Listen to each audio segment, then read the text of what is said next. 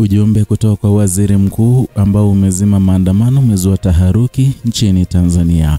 Ujambo na karibu kwa taarifa zetu za Kenyascope, na tafadhali kumbuka kusubscribe.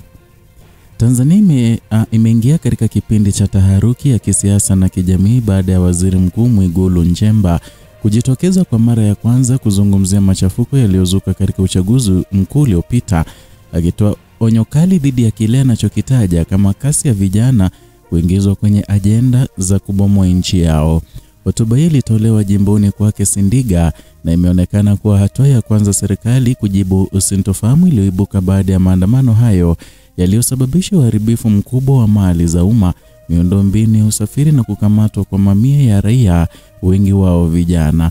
Katika matukio hayo, usafiri wa mabasi ya mwendo kasi uliathirika vibaya. Shughuli katika maeneo kadhaa jijini Dar es Salaam zilisitishwa na nchi ikaingia katika mjadala mpana kuhusu haki, matumizi ya nguvu na mustakabali wa utawala wa sheria. Hotuba ya Mwigulu imekuja wakati ambapo baadhi ya taasisi za kidini, mashirika ya haki za binadamu na wadau wa kisheria wanadai wazi kuhusu hatua za vyombo vya dola na sababu ya kuwakamata vijana kwa tuhuma nzito kama uhaini. Na katika hotuba yake, Mwigulu Nchemba ameweka uzito kwenye hoja kwamba upotofu wa kisiasa unaweza kugeuka chanzo cha uharibifu wa mkubwa wa taifa, akitoa tahadhari dhidi ya vikundi vinavyoonekana kushinikiza machafuko mengine. Kwa mtazamo wake, uvunjifu wa amani haumpigi risasi mpangaji wa ajenda, bali unamuumiza mwananchi wa kawaida, hususan vijana wanaojikuta mstari wa mbele katika mapambano ambayo wala si yao. Kauli hiyo imewasilishwa wakati ambapo hali ya kisiasa nchini bado haijatulia kikamilifu, huku baadhi ya maeneo yakiripotiwa kuendelea kuwa na sintofahamu baada ya uchaguzi. Na kwa serikali, njia ya kuzuia taifa kusambaratika ni kuimarisha usimamizi wa utulivu, kudhibiti ghasia na kusitiza adhabu kwa wanaoonekana kuvuruga ustawi. Na vilevile hotuba hii imekuja wakati wengi wanaendelea kujiandaa katika maandamano ambayo yameratibiwa kufanyika tarehe 9 Disemba, ambayo kwao wanasema yatakuwa makubwa zaidi kuliko yaliyofanyika tarehe 29 na Oktoba tarehe 30, ambayo yalizua ama yalisababisha vifo na machafuko. Upeo wa mvutano huu unaonekana zaidi kwa namna vijana wamewekwa katikati ya mgogoro wa kisiasa. Wengi wao wameripotiwa kukamatwa na kuwekwa mahabusu kwa tuhuma za uhaini, mashtaka yanayoibua hisia kali kutokana na uzito wake kisheria na athari zake kwa mustakabali wa nyanja za kisiasa nchini. Na katika baadhi ya maeneo, kesi hizi zimechochea mjadala mkubwa kuhusu uhalali wa nguvu zinazotumiwa na serikali kupambana na maandamano. Na kwa upande mwingine, hotuba ya waziri mkuu inatazamwa kama jaribio la kuzuia kizazi hiki kuendelea kusukumwa na misukosuko ya kisiasa.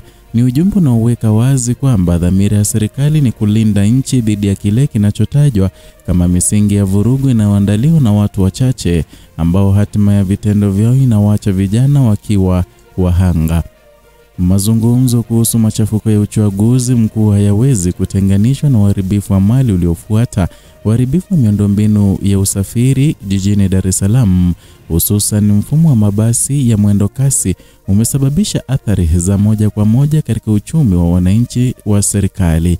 Kwa sasa baadhi ya njia zimefungwa, huduma zimesitishwa katika maeneo kadhaa, na juhudi za kurejesha hali zinahitaji gharama kubwa.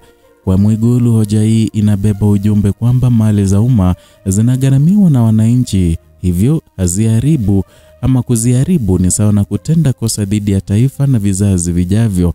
Uharibifu huo umegeuka alama ya kile kinachoweza kutokea endapo siasa zinageuzwa kwa uwanja wa vurugu na badala ya nyenzo ya majadiliano ya kidemokrasia.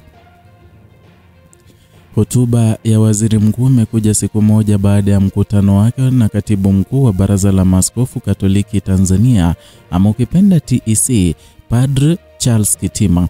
Mazungumzo haya hayakutangazwa kwa kina, lakini yameibuka wakati ambapo kanisa hilo linaongoza mijadala mikubwa kuhusu mustakabali wa haki za binadamu na utawala wa sheria baada ya uchaguzi. Tafakuri ya TEC iliyosomwa na Askofu Wolfgang Pisa ililaani matumizi ya nguvu kupita kiasi kutoka kwa vyombo vya dola na katika kudhibiti maandamano na kutaka serikali kuwajibika juu ya matukio yaliyosababisha majeraha na vifo. Mkutano wa waziri mkuu na uongozi wa TEC unaonekana kama hatua ya kutafuta uwanja wa kuelewana, japo bado haijajulikana kama utazaa matokeo ya kisheria au ni sehemu ya mazungumzo ya ushawishi wa taasisi za dini katika mabadiliko ya kisiasa. Kwa muktadha huo, diplomasia inachukua nafasi muhimu katika kipindi hiki, hasa ikizingatiwa kuwa taasisi kubwa za kidini nchini zinatoa kauli yenye uzito ambazo zinaathiri maelekeo ya mjadala wa kitaifa. Katika hatua nyingine ya hotuba yake, Mwigulu ameonyesha dhamira ya serikali kushughulikia masuala yanayohusiana na vyama vya siasa, eneo ambalo limekuwa chanzo cha mvutano mkubwa tangu kabla ya uchaguzi. Wa hatua hiyo, serikali imeonekana kutafuta njia ya kupunguza joto la kisiasa kwa kutoa ahadi za majadiliano badala ya kukabiliana na upinzani kwa njia ya mabavu pekee. Ikiwa ahadi hizi zitaenda sambamba na hatua za kweli, zinaweza kupunguza msuguano uliopo baina ya dola na wadau wa kisiasa. Hata hivyo, ikiwa zitabaki kwa taarifa zisizofuatwa na vitendo, zinaweza kuongeza hisia za kukata tamaa miongoni mwa wananchi na kuendeleza mzunguko wa migogoro. Katika kipindi hiki, sauti mbalimbali zimejitokeza kutoka wadau wa haki, wataalamu wa sheria, viongozi wa dini na makundi ya kijamii.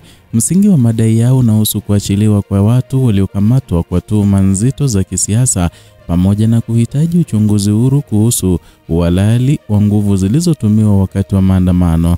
Na kwa mtazamo wao, taifa linafikia hatua ambapo kulinda amani hakuwezi kutenganishwa na kulinda haki.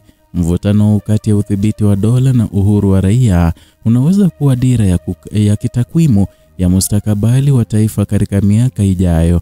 Hotuba ya kwanza ya Waziri Mkuu Mwigulu Nchemba imefungua ukurasa mpya katika mjadala kuhusu hatima ya Tanzania baada ya uchaguzi mkuu.